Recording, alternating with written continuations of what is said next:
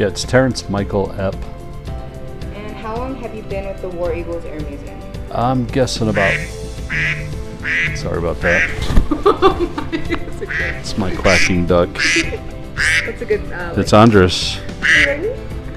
Hola, Andres. Yeah. Actually, Dominique's trying to do an interview of me out here on the floor, but someone keeps revving up an engine, so she can't hear me. Which one did you get started? The Searchlight truck. Cool. Okay. Yeah. So you need you need ground guiding. Yeah. Let's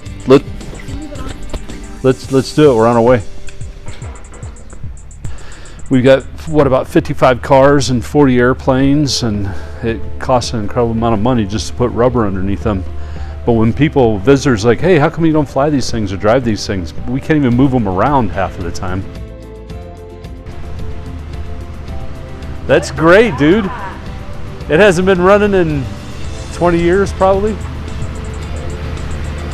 That's awesome, man. So what do you want to do with it? I need guidance on that side. Okay. It's like right at